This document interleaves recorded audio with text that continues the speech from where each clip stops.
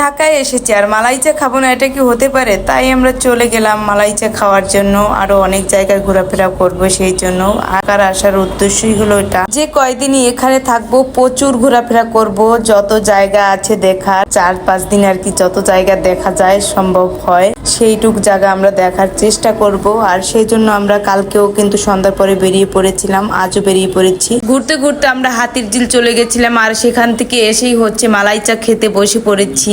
আর এই মামার হচ্ছে বানানো হয়ে গেছে, এখন হচ্ছে আমরা সবাই মিলে নিব আর খাবো মজা করে। প্রথমে আমাদের উদ্দেশ্য ছিল ঢাকেশ্বরী মন্দিরে যাব, কিন্তু জ্যামের কারণে আমরা যাইনি, সেই জন্য হচ্ছে হাতিরঝিল গিয়েছিলাম। আর সেখান থেকে আসার পথে এখানে চা খেয়ে নিলাম। মালাই চাটা কিন্তু সত্যি অসাধারণ হয়েছিল আর দেখতেও বেশ সুন্দর লাগছিল, যেহেতু মাটির পাত্রে দেওয়া হয়েছে। মাটির পাত্রে কিন্তু এর আগে পরে আমি কখনো চা খাইনি, এই প্রথম খেলাম। সবচাইতে মজার বিষয় হচ্ছে এইটা, আমি রাস্তায় বসে এই ফার্স্ট টাইম চা খেলাম। সত্যি বলতে এরকম রাস্তায় বসে আমি কোনোদিনই কোথাও চা খাইনি। দাদা কিন্তু প্রথমে বাবুকে হালকা একটু ঠান্ডা করে চা দিয়েছিল, তারপরে হচ্ছে আমরা সবাই খেয়ে নিলাম। আর এখানে হচ্ছে চা খাওয়ার পরপরই এসে পড়েছি বাবুর জন্য ফল কিনতে। সত্যি অনেক মজা করেছি আমরা। আর আজকের ভিডিওটা এই পর্যন্তই, সবাই ভালো থাকবেন।